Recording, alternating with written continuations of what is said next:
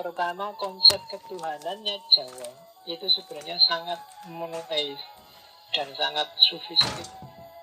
Jadi katanya agama pra-Hindu itu biasanya Tuhannya namanya Sang Hyang Toyo. Karena Tuhannya namanya Sang Hyang Toyo, kadang-kadang agama ini disebut agama Kapitayan. Apa sih Toyo? Toyo itu artinya suwung, awang uwung. Jadi suwung itu tidak bisa dijelaskan, tidak ada apa-apanya. Makanya Tuhan bagi agama Kapitayan itu Tuhan yang tan keno kinoyo ngopo. Tidak bisa dijelaskan, tidak bisa dideskripsikan, tidak bisa dibayangkan, tidak bisa dipikir, tidak bisa dibanding-bandingkan. Dia adalah hampa. Jadi suwung itu hampa, awang-awang, tidak jelas, tidak dilahirkan, tidak berawal, tidak berakhir, dan seterusnya. Statusnya maya, samar. Namanya disebut Sang Hyang Toyo. Jadi yang maha hampa. Maka agamanya disebut Kapitayan. Cuma nanti dalam perkembangannya Tuhan yang maha hampa ini dia mempribadi, memanifestasikan diri dalam nama dan sifat yang terkenal nanti dua. Contohnya kayak gini loh. Aku ini manusia, hakikatnya manusia. Tapi hari ini ketika di sini aku mempribadikan diri, merepresentasikan diri sebagai seorang yang ngajar, sebagai dosen, sebagai guru. Tapi nanti di rumah, di depan anakku, aku mempresentasikan diri sebagai bapak. Tapi hakikatnya tetap manusia. Nah, Sang Hyang Toyo ini, yang maha hampa ini juga begitu. Di hadapan manusia, dia menampilkan dirinya. Karena kalau enggak, dia tidak akan dikenal. Kayak hadisnya Sufi itu loh. Kuntu kanzan mahfiyan fa'ahbabtu an u'rofa faholaktul holko fabi arofuni. Jadi aku itu khazanah tersembunyi, cuma aku ingin dikenal, maka aku ciptakan makhluk. Dan lewat makhluk itulah kemudian mereka akan kenal aku. Jadi Allah sendiri yang memperkenalkan dirinya. Karena kalau Allah nggak memperkenalkan dirinya, orang nggak akan kenal dia. Kalau di Al-Quran kan dikenal Asma'ul Husna. Asma'ul Husna itu kan ketika Allah memperkenalkan dirinya. Nama kamu sebut terus nama-namanya. Nah, Sang Hyang Toyo ini juga begitu. Cuma yang dikenal dia jadi mempribadi itu kayak tadi ya, memanifestasikan diri. Manifestasinya Sang Hyang Toyo itu namanya Tu atau To. Bandingkan dengan filsafat timurnya Cina yang kenal dengan Tao. Jadi ketika Tuhan mempribadi itu namanya Tu. Ada Tu yang baik, ada Tu yang tidak baik.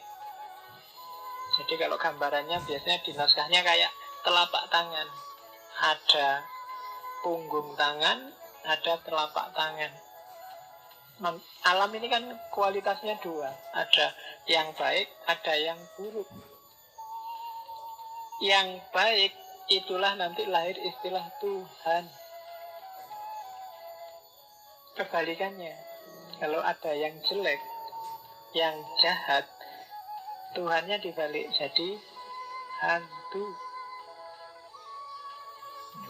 Iya, jadi sifat tidak baik. Hantu itu manifestasi. Ya sekarang kamu hantu kan konotasinya jadi wong mati. Bukan itu. Jadi hantu itu Sang Hyang Manik Moyo itu permata yang hayalan. Tapi ada orang lewat hantu untuk ketemu Tuhan ada. Karena memang dia juga salah satu manifestasinya Tuhan. Makanya hampir semua simbol mistik Jawa itu kebanyakan pakai istilah tugu, tumbal, tumbak, apalagi cari istilah tumpeng, itu kan bisa dimaknai sakral semua yang ada tunya. Tunggul, banyak tunya. Ada orang yang bisa langsung ketemu Sang Hyang Toyo, mungkin karena kepribadiannya kuat, daya jelajah hikmahnya luar biasa. Para sufi misalnya, dia langsung ketemu Sang Hyang Toyo. Cuma ada yang tidak nyampe pikirannya. Dia butuh jembatan sifat-sifatnya tadi, manifestasinya Tuhan. Ya yang level Sang Hyang Manik Moyo tadi. Nah, yang langsung ke Tuhan itu nanti kalau di agama namanya monoteis, langsung ke Tuhan, langsung ke Sang Hyang Toyo. Tapi ada juga yang harus lewat banyak media, namanya politeis. Ini yang bikin saya bilang tadi, kenapa Jawa itu agama kapitayan sangat adaptif. Hindu masuk, ya wis Hindu tidak apa-apa. Islam masuk, ya Islam. Kristen masuk, Islam. Karena bagi mereka Hindu, Islam, Kristen itu simbol yang tadi, itu hanya salah satu dari banyak manifestasi ketuhanan. Banyak nama-nama ketuhanan, sifat-sifat Tuhan yang memanifestasikan diri. Hakikatnya semua sama, Sang Hyang Toyo. Di Arab dia turun dan dipahami orang sana, dan lahirlah versi Islam. Mungkin juga lahir versi Kristen. Di India dia turun, dipahami orang Arya di sana, lahirlah versi Hindu. Dan di mata mereka macam-macam, itu kan namanya politeis. Macam-macam orang dipahami, tapi hakikatnya satu, Sang Hyang Toyo. Maka kamu mau jadi Hindu, mau jadi Islam, jadi Kristen, monggo. Asal kamu sadar bahwa semua itu hanya label dan nama manifestasi. Bukan salah, tapi itu manifestasi ketuhanan. Tuhannya yang sejati itu Tuhan Toyo, yang hampa, yang awang lupung. Jadi jangan berhenti di label, jangan berhenti di sifat. Kamu harus kenal ke zat. Selama kamu masih berhenti di sifat, karakternya masih politeis, masih macam-macam. Makanya kamu kan kadang bingung, Islam itu wakeh sing bener iki Syafi'i, Asy'ari, Hambali, Sunni, Syiah apa sing ndi? Karena kita ada di level sifat, kita belum masuk ke level zat. Dan agama kapitayan sudah menjelaskan jauh sejak awal bahwa tidak apa-apa ada macam-macam. Karena kalau nggak ada macam-macam, kalau hanya suwung, orang susah kenal Tuhan. Maka ada manifestasi, tapi jangan berhenti di manifestasi. Oke. Nah, nanti ada istilah tuah dan tulah. Tuah itu kan tadi ada manifestasi kebaikan, ada manifestasi kejelekan, kejahatan. Karena dunia ada dua dimensi. Mereka yang dapat kekuatan dari manifestasi-manifestasi yang baik, kekuatan ini namanya tuah. Mereka yang dapat kekuatan dari manifestasi-manifestasi yang negatif, kekuatan ini namanya tulah. Dan manusia yang bisa jadi pimpinan, apakah itu raja, apakah itu ulama, dia harus, kalau tidak punya tuah, ya punya tulah. Harus punya kekuatan ketuhanan. Apakah kekuatan itu melalui tuah, melalui jalur kebaikan, ataukah melalui tulah, jalur negatif. Tapi biasanya dari situlah nanti dikenal istilah itu tuwo, termasuk apalagi tuwo itu kan kalau di Jawa orang tua. Orang tua itu tidak semata-mata orang umurnya banyak, tapi orang yang sudah punya tuah. Jadi punya tuah itu dia punya daya, punya kekuatan dari Sang Hyang Toyo tadi, dari jalur kebaikan. Makanya kadang-kadang kalau masih muda pun, kalau kualitasnya luar biasa, dia dianggap golek ke wong tua. Kadang-kadang golek ke wong tua itu bukan kok sing tua yang sudah umurnya banyak, tapi tua yang sudah mateng spiritualitasnya. Jadi jangan salah kalau ada tetanggamu misalnya di kos-kosan nyari golek ke wong tua le, itu jangan kok carikan orang yang wis tua tunuk-tunuk gak bisa jalan. Maksudnya bukan itu, cariin orang pinter. Dan orang, kalau orang Jawa ngomong orang pinter itu bukan orang yang IP-nya 4. Jadi ya, jadi nanti ono bapak kosmu bilang, le aku golek ke wong pinter le. Oh tenang aja pak, tak profesorku nanti tak ajak ke sini. Profesor belum ada apa-apanya bagi orang Jawa. Pinter itu orang yang punya tuah atau paling enggak tulah. Jadi punya daya ketuhanan. Apakah dari manifestasi positif atau manifestasi negatif. Ada 4 golongan manusia di agama Kapitayan. Yang pertama manusia yang tutup. Tutup ini ringkesnya para wali, para mistikus, orang-orang yang bisa langsung nyampe ketemu Tuhan sendiri dengan kekuatannya sendiri. Di pikirannya sudah nggak ada dunia. Satu-satunya yang ada dalam hidup mereka hanya Sang Hyang Toyo.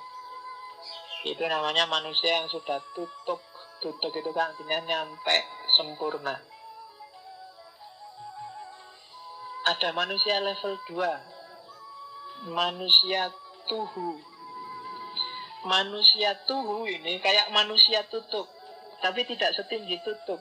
Karena manusia tuhu ini masih memimpikan sesuatu yang bukan toyo, sesuatu yang bukan Sang Hyang Toyo. Misalnya masih mimpi hidup enak di surga, masih ingin ketemu bidadari. Tenang aja, besok mati kita ketemu bidadari puluhan, nggak cuma 47, 27. Sak kapoke, sak jaluke misalnya. Kalau masih membayangkan itu, nggak salah sih, nggak jelek. Cuma levelmu masih di bawah yang tutup. Jadi masih ada surga yang menghalangimu dari Sang Hyang Toyo. Itu level tuhu. Ada level ketiga, lebih rendah sebenarnya dari tuhu, tapi ya masih bagus, namanya level tunggo. Jadi level tunggo ini tidak sekedar nyari surga, surga kan di sana. Ini orang yang juga nyari kemuliaan duniawi, memanfaatkan tuahnya dan tulahnya untuk kepentingannya sendiri di dunia. Apakah kepentingan status sosial, kepentingan dihormati masyarakat, kepentingan itu berarti orang level ketiga. Namanya tunggo. Tunggo itu artinya tinggi, mulia. Orang ini di dunia biasanya dimuliakan, tapi di level spiritual dia sebenarnya level ketiga. Tidak sekedar pengen surga, dia juga pengen dunia. Meskipun pengen dunia dengan jalan agama. Itu level tunggal. Level paling rendah manusia tugul. Apa yang nak tunai pokoknya. Kalau tugul ini awam. Nah, karakternya tugul itu adalah tutut. Tutut itu orang yang cuma ikut. Bisanya dia taklid. Orang ini tidak terlalu ribut dengan Sang Hyang Toyo apa-apa. Yang penting dia nyari kebutuhannya di dunia. Jadi orang ini nggak bisa, kalau menyembah Tuhan dia butuh perantara. Akalnya nggak nyampe. Jadi dia butuh tu yang lain. Biasanya tunya untuk menggambarkan materi di naskahnya disebut waktu. Dia butuh waktu. Sehingga di kuil-kuil kadang ada kuilnya dewa siapa, terus ada patungnya. Itu sebenarnya untuk makom-makom tugul. Karena dia tidak bisa kalau nggak ada gambarnya. Kalau nggak ada perantaranya, akalnya nggak nyampe. Nah itu manusia level keempat. Kalau kalian juga begitu, wah kalau saya membayangkan Mekah, bayangkan Ka'bah, hatiku tersentuh. Berarti kamu masih butuh waktu. Jadi kamu tidak bisa ketemu langsung sama Allah. Masih banyak butuh media, masih banyak butuh waktu, masih banyak butuh yang duniawi. Dan orang tugul ini biasanya yang jadi kepentingannya adalah kepentingan dunia semata-mata. Jadi keinginan mereka, kebutuhan mereka, hasrat mereka itu aja yang dianukan. Itu biasanya manusia, kalau di kita namanya awam. Nggak bisa dijelaskan macam-macam. Kalau mau dakwah ke level tugul, ya harus untuk yang kebutuhan praktis. Sholatlah duha, nanti rezekimu lancar. Sholatlah tahajud, nanti kamu butuh apa aja mesti terpenuhi. Puasalah Senin Kemis, nanti dosamu setahun diampuni. Kayak gini-gini seneng orang makom tugul. Jadi cara berhadapan dengan Tuhan itu modelnya kayak dagang, negosiasi. Aku dapat apa? Kalau aku capek-capek sholat malam, terus aku dapat apa? Kalau aku capek-capek puasa Senin Kemis, imbalannya apa? Manfaatnya apa? Fadilahnya apa? Itu berarti makommu masih makom